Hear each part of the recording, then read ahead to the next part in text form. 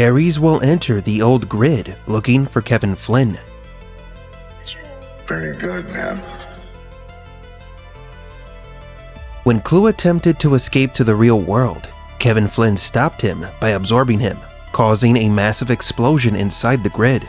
It was long thought that Kevin had died in the explosion, but alas, that wasn't the case. The story of Tron is about to change. Is this individual Kevin Flynn, or is it a digital facade? The latest and probably final teaser for Tron Aries has been released, showing the titular character traversing the old grid. Is he looking for Flynn? The teaser also reveals a new antagonist, and Aries riding an old light cycle from Tron.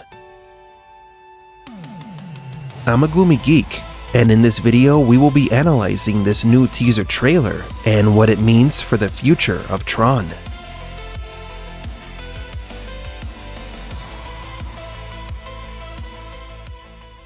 The short trailer begins with a young Kevin Flynn from the classic Tron talking about the creation of the first grid, a world built beyond ours, followed by moments from Tron Legacy. The trailer serves as a brief recap of key moments from the grid's creator, quickly moving on to scenes from Tron Aries.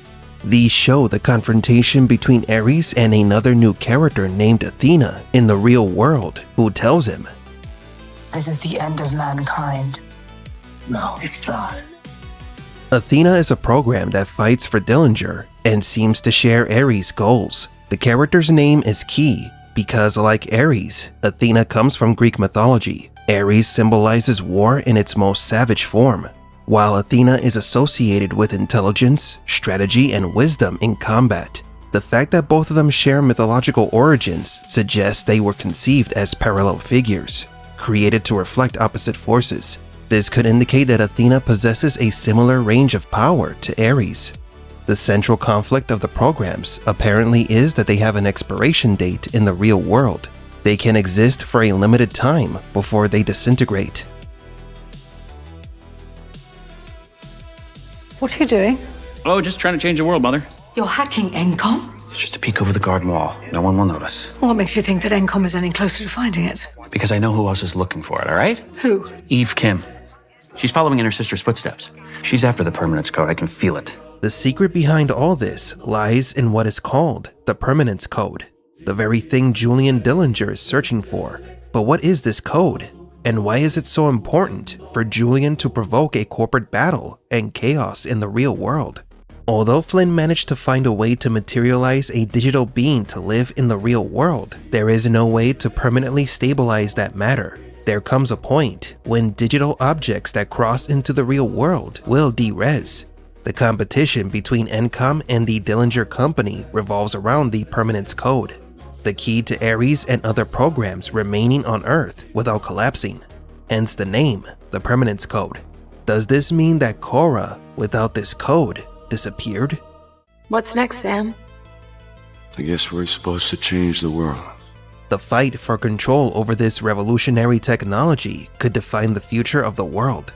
It doesn't just benefit Dillinger, it's technology that grid programs need to cross over and exist in the real world. Now, what could the existence of this code imply? For Dillinger, it's the power to materialize any object from the digital world.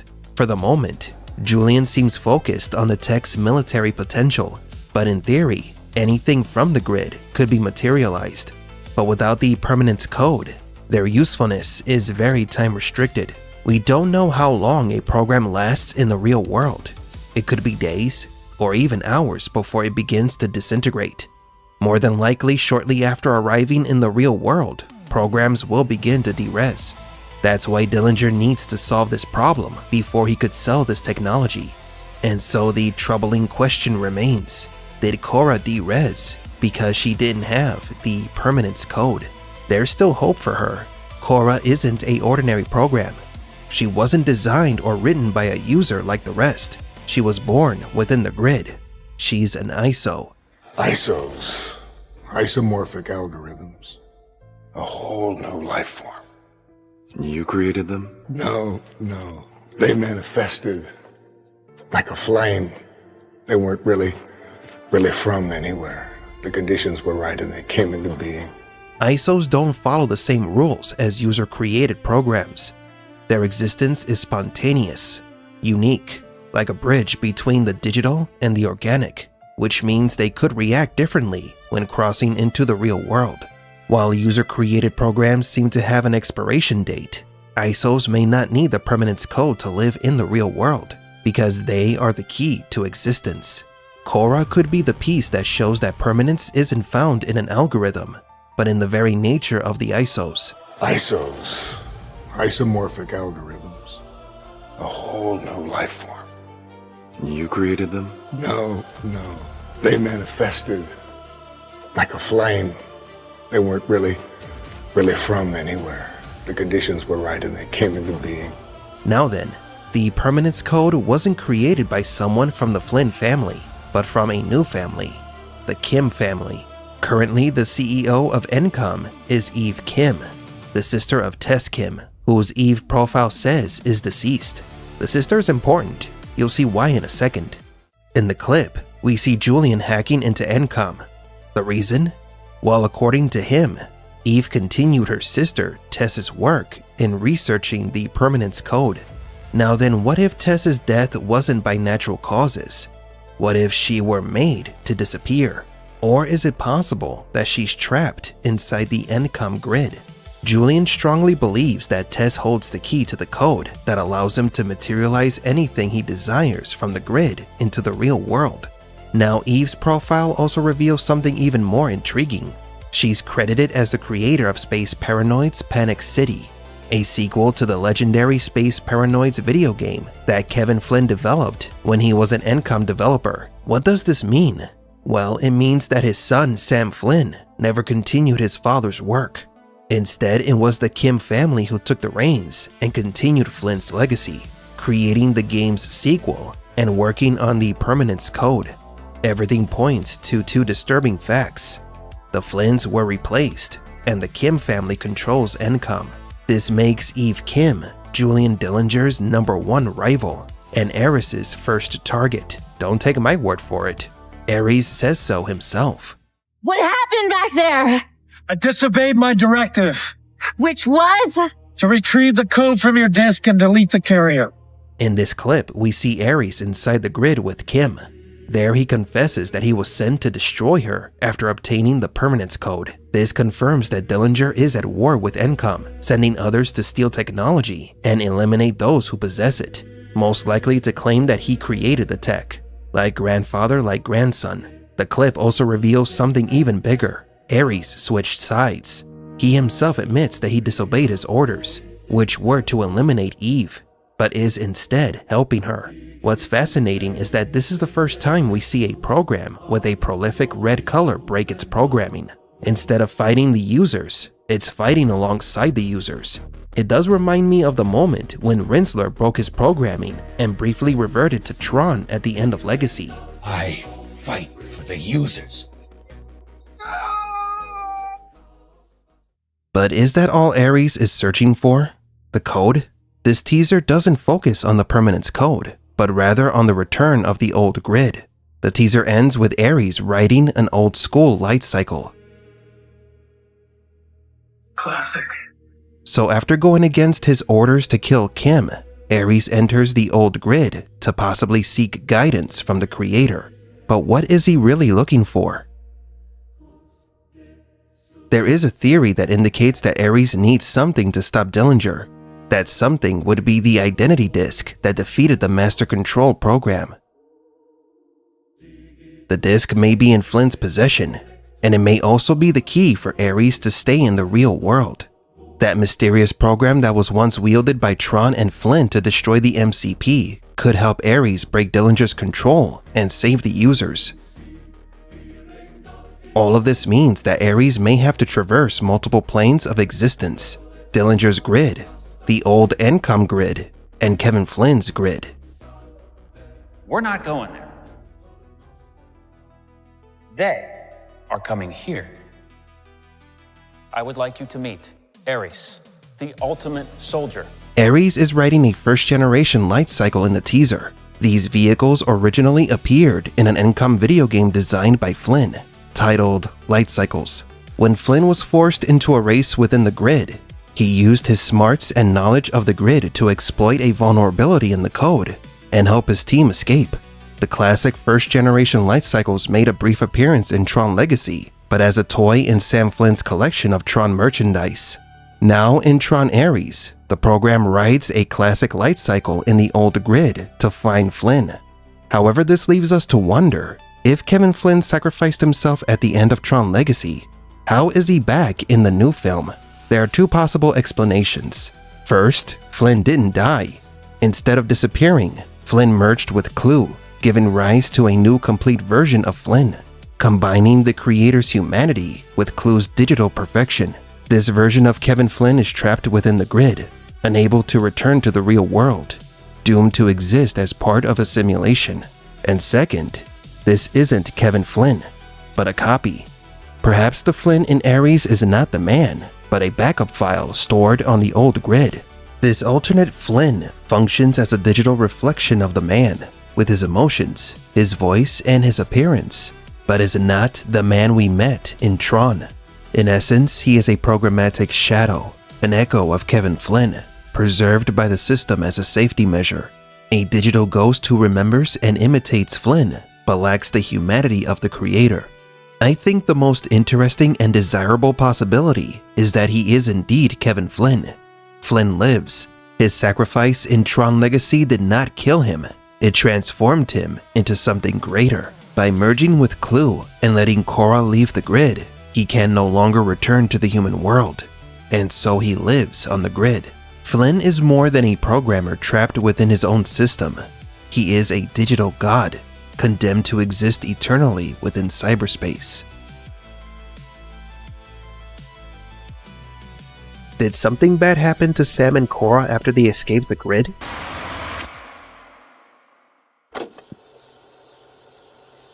To try to understand what might have happened to them, we must return to the Flynn's role in the story. Kevin Flynn was one of the heroes of the story who entered into a new world and helped Tron, another hero in the story, to stop a major threat. In Tron Legacy, Flynn became a creator of a new world, betrayed by someone he trusted, and was isolated inside the world he created. Later, his only child, Sam, enters the grid and takes on the role of a new hero. If history is doomed to repeat itself, then Sam's story could have followed in his father's footsteps. After Sam returned to the real world, someone he trusted might have betrayed him. As a result, he ended up isolated from the happenings in the world, while the miracle, Kora, went into hiding, or worse, was eliminated. I guess we're supposed to change the world. Tron is not just science fiction, it is also loaded with symbolisms reminiscent of biblical literature. One of the most powerful ideas is the figure of the Son, who is sent by the Creator to bring change to the world. Sam Flynn represents the son of the Creator, Kevin Flynn, his father, who created the grid, a god who gave rise to a new digital reality. And just as in religious texts, the Son is sent into the world with a message of salvation. In Tron, the Son doesn't bring a message, but a being, Kora. Shut it down now! Relax. Relax. It's under control. Relax? A little gift from Encom. In Tron Legacy, Ed Dillinger's son held a controlling position at Encom, possibly waiting for the perfect moment to take over the company like his father did. If the Dillingers are always meant to be the antagonists, obsessed with protecting Encom's financial interests, as we mentioned in our previous video, then the existence of the ISOs in the real world would affect the company's margins. And so Kora's existence threatens Encom's control, and the Dillingers would never allow such a threat to exist. Encom is the world's leading company in artificial intelligence software, and if it were proven that the ISOs are sentient beings, the company would no longer be able to sell or exploit their programs. Therefore, the most logical theory is that the Dillinger family saw Sam and Kora as the end of their empire, as a threat to Encom, and so they decided to get rid of them. The son who was sent into the world that was rejected and betrayed by the world. Just like the digital father, history has repeated itself. Kevin Flynn could have created a utopia, and so could Sam, but both failed. and both strayed from their purpose. That's why in the Tron Aries teaser trailer, we don't see any noticeable change. Everything looks the same. The ISO has changed nothing. It is a world without Sam, without Kora, a world where the Dillingers continue to have control. Even if we are right, the Dillingers and Encom can't keep the existence of the ISOs born from the grid a secret forever. The most common question about the ending of Tron Legacy is, how did Kora escape to the human world if she was a computer program? For years, fans theorized that it was thanks to Kevin Flynn that Kora crossed over to the real world. How, you may ask? Let me explain. So according to this crazy theory, Flynn's body disintegrated the moment his son and Kora left the grid, the same moment when he and Clue became one again. Then his residual matter was used to build Kora a body outside the grid. In other words, Kora is formed with the reconfigured atoms of her mentor's physical form. That would make her a kind of divine reincarnation, the spiritual daughter of the grid, born from a miracle incarnated with the body of the digital father. Quite poetic, don't you think? Almost divine. Nevertheless, this theory has now been dismissed since the first trailer for Tron Aries dropped. The appearance of a recognizer, the gigantic ship with 2 legs in the real world, suggests that all programs, even vehicles, can invade the real world, something that Kevin Flynn wanted to avoid. The claim that only ISOs can cross into the real world was never proven. So if the son of the digital father, Sam, was rejected and isolated, and if the living digital miracle, Kora, was silenced or eliminated, then the world may be condemned to shadow. Humanity may have to face a new sun, created not from light, but from darkness. A new program designed not to illuminate, but to destroy, and its name is Aries. Aries is invading the real world. Armed with his triangular disc and a fragmented identity, he wears the color red, that of fury, violence, absolute control. Aries is not a miracle, he's a calamity created by a Dillinger offspring, the antithesis of Kevin Flynn. Kevin Flynn was the digital god or father, and the Dillingers are, well, the devil. And Aries is the digital antichrist, a corrupted version of the savior who comes to the human world to destroy it. I play Aries, who's master control of the Dillinger security grid. The ISOs were spontaneous life born from the pursuit of perfection. Aries is death, the result of the pursuit of power, a mutation born from Encom's version of the grid, the result of greed, control, and ambition. The story of Tron is of 2 forces, one that creates and one that destroys, one that desires to improve the world and another that seeks to control it. It is 2 families fighting for the future of multiple worlds, the struggle between the Dillingers and the Flynns, and the Tron Aries teaser may have proven this. Julian Dillinger, descendant of Ed Dillinger, appears within a new version of the grid, completely bathed in red, indicating that the system has been corrupted. This grid may not believe in the users, it just wants to control everything. A perfect Dillinger system. We don't know where Kora could be, or if she's even alive. And Sam? Well, we don't know either, but I'm willing to bet that, like his father, he's off somewhere, reflecting on the change he might have brought to the world. Sam, 2 nights before he disappeared, he came to my house. I've cracked it, he kept saying. He was talking about genetic algorithms, quantum teleportation. He said he was about to change everything, science, medicine, religion. He wouldn't have left that, Sam. Are the ISOs the key to everything? The miracle. A miracle. You remember. What are the ISOs, and what was the dark secret that Kevin Flynn discovered? I did everything! Everything you ever asked! I know you did. I executed the plan! As you saw it. You promised that we would change the world together! His last words to Clue were that he, Kevin, had blinded himself in his pursuit of perfection, for the miracle was right in front of him all along. I created the perfect system! The thing about perfection is that it's unknowable. It's impossible, but it's also right in front of us all the time. You wouldn't know that because I did when I created you. He spent years trapped inside the grid, away from his son. The true miracle. The curious thing is that Flynn makes several comparisons between his son and Kora, the last living ISO, as if Sam's life were as important as that of hers. Flynn once mentioned to Alan, his close friend and creator of Tron, that the discovery of the ISOs would change humanity's understanding of religion. What did he mean by that? Why would the discovery of the ISOs be so important for humanity? What are they? The ISOs, they were gonna be my gift to the world. So what happened? Clue happened. So to understand this, we must turn to some essential clues that Tron Legacy left us. We have the origin of the ISOs, or isomorphic algorithms. These were born in the sea of the simulation, according to Flynn. They emerged spontaneously, without his intervention, and they displayed a level of freedom and self-awareness that only users, humans, have. Now about the sea.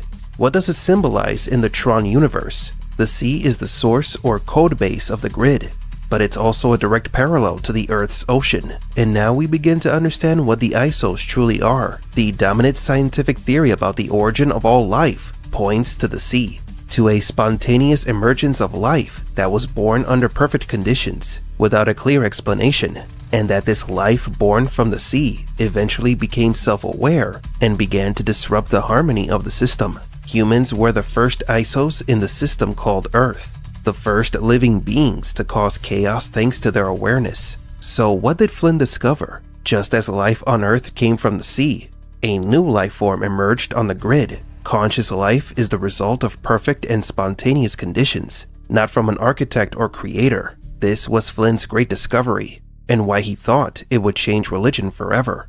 Just as programs believed users were perfect beings with a mysterious purpose, humans had similar beliefs in gods and deities. And if ISOs came into existence without a creator, so could humans. This discovery would represent a major philosophical crisis for humanity. Flynn also mentioned that the ISOs would be the key to curing all diseases. Why?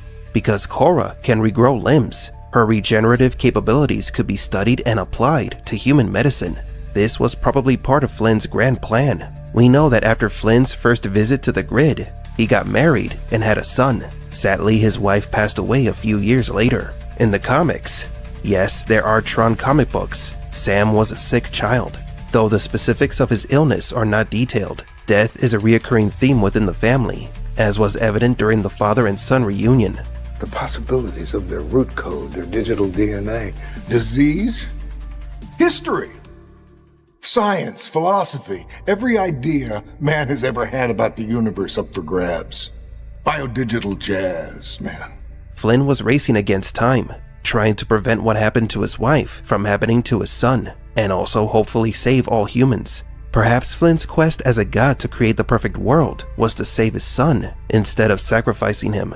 Now, how could Flynn achieve this with the ISOs? The answer to this could be connected to the colors of the Tron programs and characters. The reason ISOs and users are monochromed is no coincidence. ISOs and humans are conscious. They are free beings. We could say that they are very similar to each other, and this might imply that the human world could also be another grid. In Tron 1982, the human world was slightly painted with the colors of the Master Control program, that is, until it was destroyed. And in the ending of Tron Legacy, the environment of the real world became bright and monochrome, similar to the ISOs.